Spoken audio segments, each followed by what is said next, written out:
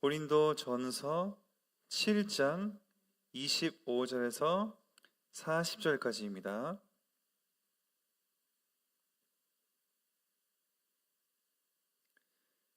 천유에 대하여 내가 주께 받은 계명이 없으되 주의 자비로우심을 받아서 충성스러운 자가 된 내가 의견을 말하노니 내 생각에는 이것이 좋으니 곧 임박한 환난으로 말미암아 사람이 그냥 지내는 것이 좋으니라. 내가 아내에게 매었느냐 노이기를 구하지 말며 아내에게서 노였느냐 아내를 구하지 말라. 그러나 장가가도 죄 짓는 것이 아니요 처녀가 시집가도 죄 짓는 것이 아니로되 이런 이들은 육신에 고난이 있으리니 나는 너희를 아끼노라. 형제들아 내가 이 말을 하노니 그때가 단축하여진 고로 이후로부터 안에 있는 자들은 없는 자같이 하며 우는 자들은 울지 않는 자같이 하며 기쁜 자들은 기쁘지 않은 자같이 하며 매매하는 자들은 없는 자같이 하며 세상 물건을 쓰는 자들은 다 쓰지 못하는 자같이 하라. 이 세상의 외형은 지나감이니라. 너희가 염려 없기를 원하노라. 장가가지 않은 자는 주의 일을 염려하여 어찌하여야 주를 기쁘시게 할까 하되 장가간 자는 세상 일을 염려하여 어찌하여야 아내를 기쁘게 할까 하여 마음이 갈라지며 시집가지 않은 자와 처녀는 주의 일을 염려하여 몸과 영을 다 거룩하게 하려 하되 시집간 자는 세상 일을 염려하여 어찌하여야 남편을 기쁘게 할까 하느니라. 내가 이것을 말함은 너희의 유익을 위함이요 너희에게 올무를 놓으려 함이 아니니 오직 너희로 하여금 이치에 합당하게 하여 흐트러짐이 없이 주를 섬기게 하려 함이라. 그러므로 만일 누가 자기 약혼녀에 대한 행동이 합당하지 못한 줄로 생각할 때에 그 약혼녀의 혼기도 지나고 그같이 할 필요가 있거든 원하는 대로 하라. 그것은 죄 짓는 것이 아니니 그들로 결혼하게 하라. 그러나 그가 마음을 정하고 또 부득이한 일로 업고 자기 뜻대로 할 권리가 있어서 그 약혼녀를 그대로 두기로 하여도 잘하는 것이니라. 그러므로 결혼하는 자도 잘하거니와 결혼하지 아니하는 자는 더 잘하는 것이니라. 아내는 그 남편이 살아있는 동안에 매어있다가 남편이 죽으면 자유로워 자기 뜻대로 시집갈 것이나 주 안에서만 할 것이니라. 그러나 내 뜻에는 그냥 지내는 것이 더욱 복이 있으리로다. 나도 또한 하나님의 영을 받은 줄로 생각하노라. 아멘. 우리 7장 전체는 우리 그 남녀 관계, 결혼한 자, 안 한 자, 결혼할 자, 안 할 자, 또 이혼에 대한 부분, 오늘은 이제 처녀에 대한 부분, 또 뭐 약혼에 대한 부분, 독신에 대한 부분 이런 것들입니다. 결국 인간 그 관계, 특히 이제 부부 가정 생활에 대해서 그 중에서 다루고 있는데 지난주와 이어진 대로 같은 그 어떤 부부의 그 컨셉 아래에 있습니다. 근데 여기서는 하나하나를 어떻게 해라가 구체적으로 지금 중요한 것은 아닙니다. 우리 모두가 유기적으로 이뤄진 공동체이기 때문에, 그리고 우리는 다양하게, 하나님은 우리를 다양성 있게 지으셨기 때문에 다 다른 그 사람들은 그 나름대로의 의미가 있고 또 뭐 하나도 죄되는 게 없다. 그 앞에도 나오지만 모든 것이 가하나 다 유익한 건 아니라 한 것처럼 다 가한 것은 다 다르게 지어졌고 하나님의 지정의를 닮아서 하나님의 성품을 닮았기 때문입니다. 그 근간으로 오늘 말씀을 확인하시면 그러면 결혼을 하려는 거야 말라는 건가, 이혼을 하려는 거야 말라는 건가가 별로 중요한 내용은 아닙니다. 이것을 오늘 말씀을 잘못 이해하면 마치 그러면은 사도 바울은 독신주의를 논하는 것인가, 결혼하지 말라는 것인가? 아닙니다. 우리 에베소서 같은 성경을 보면은 아내와 남편의 관계에서 서로 복종하고 결혼 생활의 중요성, 또 자녀, 누구보다 결혼과 가정은 창조 원리 안에 들어있음을, 가장 중요한 또 창조의 원리와 창조의 질서임을 사도 바울은 철저하게 알고 있습니다. 그러나 오늘 예를 들어서 우리 초반에 25절에 처녀에 대하여는 내가 계명이 없으되, 이 말은 뭐냐면 처녀에 대해서는 예수님께 가르침 받은 내용이 없다라는 것입니다. 일단은 바울은 예수님을 한 번도 만난 적이 없습니다. 1차적으로 바울은 예수님을 본 적도 없고 그냥 사도행전 9장에서 뭐 이렇게 빛으로 나타나신 것, 창조의 빛으로 나타나신 것 말고는 본 적이 없는데, 사도 바울은 우리 사복음서에만 봐도 아내와 남편에 대한 내용이 있을지라도 지금 처녀에 대해서는 특별하게 딱 집어서 나오는 게 하나도 없습니다. 예수님이 처녀는 이렇게 해라라고 가르치신 게 없는 것이죠. 그런 의미에서 처녀에 대하여는 내가 주께 받은 계명이 없다 이렇게 쓰는 것입니다. 그러니까 뭐 그러면 어떻게 해야겠습니까? 성경에 없는 내용은 어떻게 할까요? 성경에 다 있습니까? 내가 오늘 A라는 사람 만날지 B라는 사람 만날지가 게시되어 있습니까? 내가 오늘 이 직장을 선택할지 저 직장을 선택할지 그게 성경에 이렇게 나와 있습니까? 안 나와 있습니다. 그러니까 성경에 없는 부분들은 우리는 어떻게 해석하는가? 가장 합리적이고 또 이 앞뒤에 모든 나오는 하나님의 그 뜻에 십계명에 최대한 부합하는 쪽으로 우리는 선택하면 되는 것입니다. 그런데 거기에서 이렇게 얘기하는 겁니다. 26절에 내 생각에는 이것이 좋으니 곧 임박한 환난으로 말미암아 사람이 그냥 지내는 것이 좋다. 그러면서 아내에게 매었냐? 그러면 놓이려고 굳이 애쓰지 말고 아내에게서 놓였느냐? 이혼했냐? 이 말이죠. 아내를 또 억지로 구하지 말아라. 그러나 장가 가도 죄 짓는 것이 아니고 처녀가 시집 가도 죄 짓는 것이 아니로되 이런 이들은 육신의 고난이 있으니 나이는 너희를 아끼노라. 자, 보십시오. 여기서 임박한 환난은 뭐냐면 종말이 다가왔다 이런 뜻보다는 지금 여러 가지 사실은 기독교인으로서 참 살기 어려운 시대이긴 했습니다. 사도 바울이 고린도에서 1년 6개월 동안 전도하다가 유대인들이 저 불법 종교를 전한다 해서 막 그 사도 바울을 고발했던 내용이 있습니다.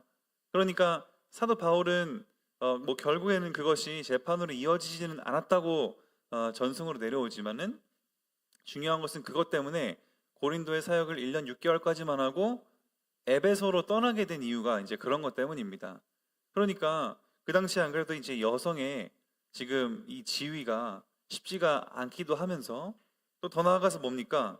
삶이 어려울 수밖에 없는 게 28절에 봐도 시집 가도 죄 짓는 거 아니지만 육신의 고난이 있다. 보십시오.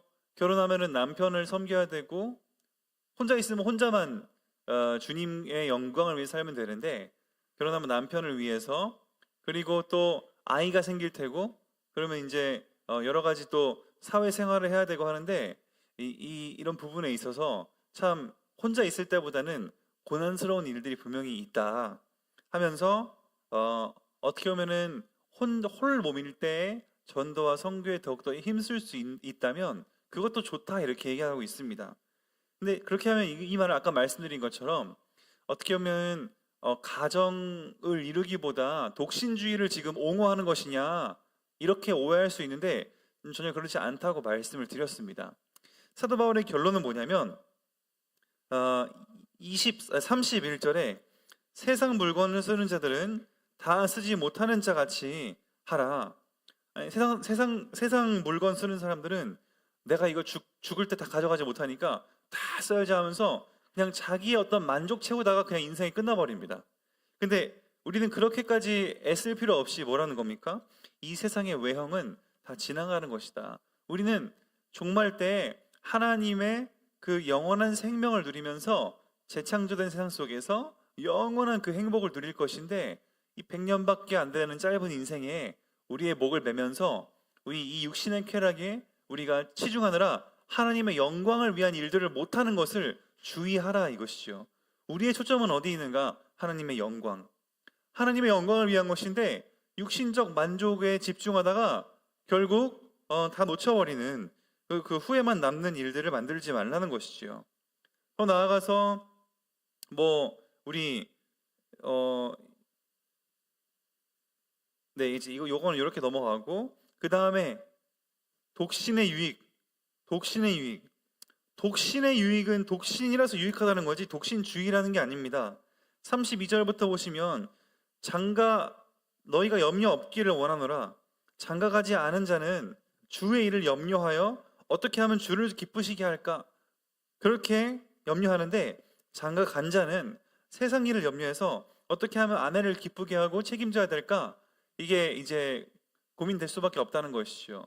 저도 우리 선교 가서 순교할 상황이나 이러한 상황들이 생길 수 있다고 생각할 때에는 예전에는 그냥 순교하면 하나님 기쁨이고 영광이고 또 내 피로 우리 더 나라의 복음이 확장되고 하면 좋지. 저만 생각했는데 지금은 아내랑 또 우리 딸이랑 이렇게 생기다 보니까 어떻게 보면은 순교하는 그런 부분들이나 그런 어떤 상황이 놓였을 때 자꾸 좀 생각이 더 많아질 수밖에 없는 것은 어쩔 수 없는 현실이겠습니다. 내가 죽으면 내 뒤에는 어떻게 살아가야 되겠나 이런 생각을 할 수밖에 없죠. 지금 그런 내용입니다. 그러면은 가정이 전도에 방해되냐? 아니죠. 가정은 전도와 선교의 최고의 열매이고 축복입니다. 그런데 자, 뭘 얘기하는 겁니까? 35절을 보십시오.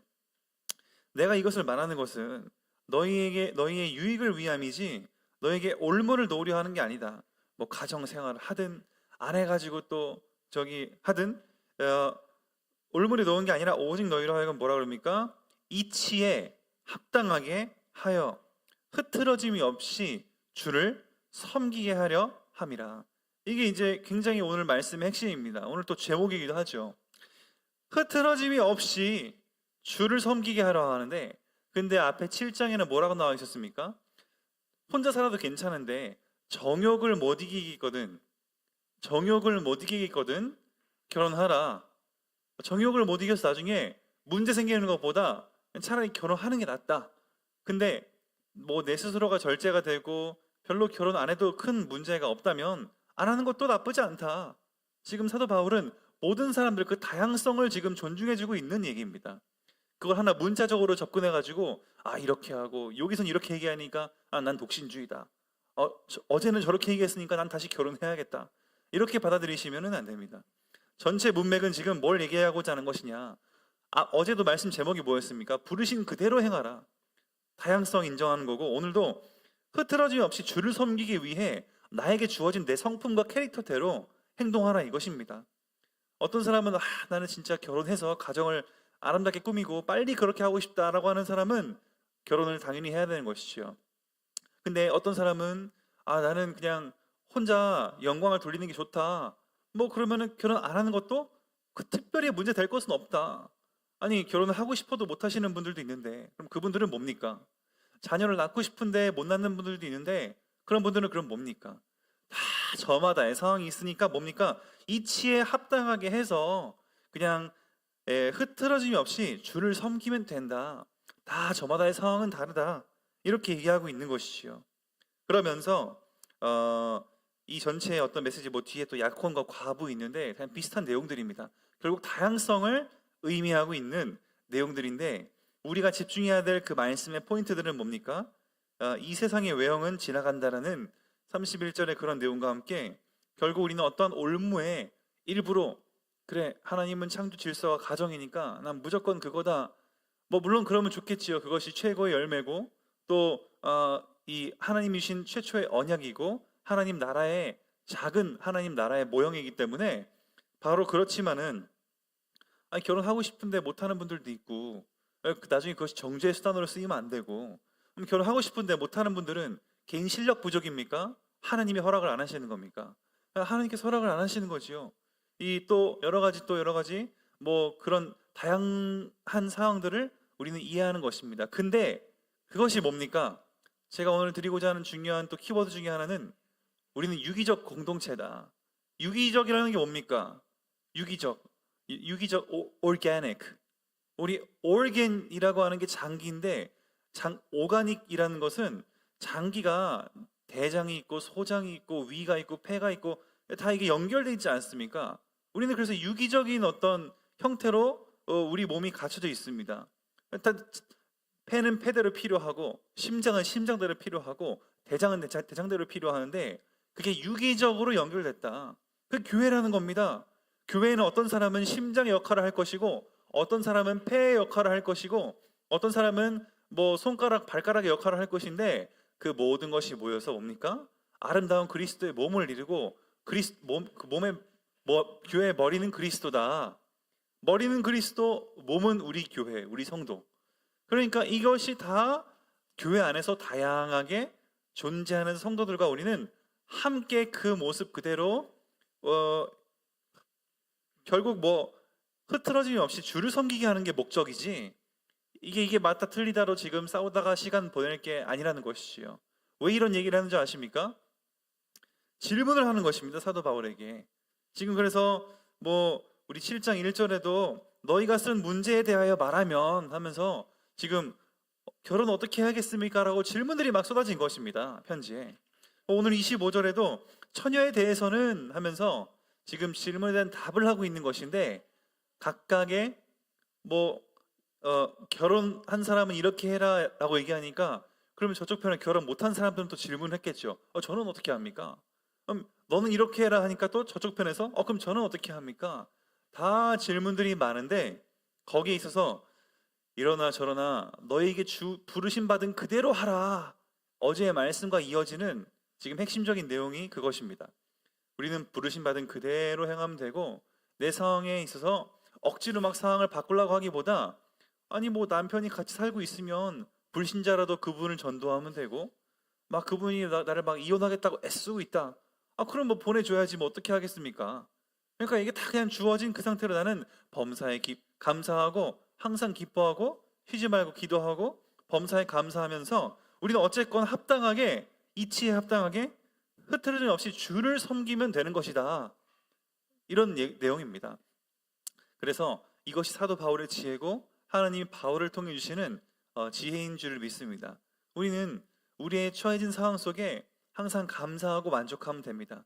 내가 기준 안에서 이렇게 하는 것이 맞는데 라는 어떤 기준점을 세워놓는 것도 중요하지만은, 뭐 그렇게 상황이 안 풀리면 어떻게 합니까?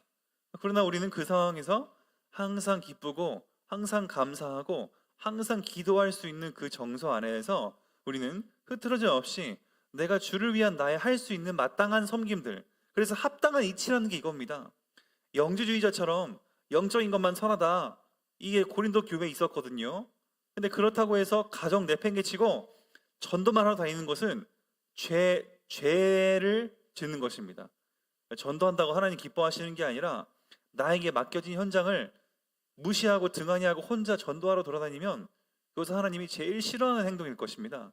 그만큼 우리는 하나님이 주신 현장에 대한 책임이 있고, 그러면서 우리는 우리에게 주어진 상황에서 합당한 이치대로 행하는 것이 맞는데, 아니 애가 쫄쫄 굶고 있고 지금 뭐 가정에 보살핌이 필요한데 그거 내팽개치고 그냥 굶어 죽든 말든 혼자 막 전도하러 돌아다니면 되겠습니까? 지금 그렇게 하지 말라는 얘기입니다. 합당한 이치 안에서 우리는 마땅한 섬김들을 하되 흐트러짐 없이 주를 섬기는 것이다. 그런 사람들이 또 다양하게 있는데, 그들이 다, 우리는 다양성을 존중하면서 종교다원주의 아닙니다. 그 구분해서 생각하셔야 되는데, 우리 안에 유기적으로 연결되어 있기 때문에 다양한, 어떤 사람은 폐, 어떤 사람은 심장, 손, 다 서로 다르지만, 모습은 다르지만, 성품과 지정의 모습이 다르지만 우리는 서로 유기적인 공동체로 연결되어 있어서 함께 주의 일을 하는 관계다. 그렇기 때문에 교회는 세속적인 모임들처럼 서로 비난하거나 이 어떤 실리를 따지는 것이 아니고, 우리는 그리스도의 사랑 안에서 서로 용납하고 용서하고 있는 모습 그대로 사랑할 수 있는, 그것이 바로 유기적 공동체의 교회라는 유기적 공동체의 모습이겠습니다. 그래서 오늘도 우리의 말씀이 우리 안에서 가장 아름다운 열매를 낳게 되는 우리 성도님들의 삶이 되시기를 바라면서, 우리 특별히 오늘 말씀처럼 우리는 다 다른 다양성을 인정하면서 서로를 비난하기보다는 품을 수 있고 그분 그대로의 모습을 존중하면서 우리는 함께 흐트러짐이 없이 주의 일을 해나갈 수 있는 아름다운 교회, 아름다운 가정들 되시기를 예수 그리스도 이름으로 축복을 드립니다. 기도하겠습니다. 하나님 감사합니다. 하나님께서 영광을 받아주시옵시고, 오늘 말씀 주신 것처럼 정말 오늘도 우리가 하나님의 유기적 공동체로 가정과 교회가 함께 서로 협력하면서 서로 품으면서 하나님 영광을 위해 살아가기를 원합니다. 주여, 우리가 합당한 이치대로 할 수 있도록 정말 우리에겐 상식과 또 이 지혜가 회복되게 하시고, 영지주의적으로 영적인 것만 중요하다고 생각하는 오류에 빠지지 않게 하시고, 오늘도 가장 하나님의 영광을 모든 영역 속에서 드러내는 우리 그리스도인분들 될 수 있도록 축복해 주시옵소서. 그리하여 아름다운 공동체, 유기적인 공동체인 교회를 만들어 나갈 수 있도록 축복해 주시옵소서. 예수 그리스도 이름으로 기도드립니다. 아멘.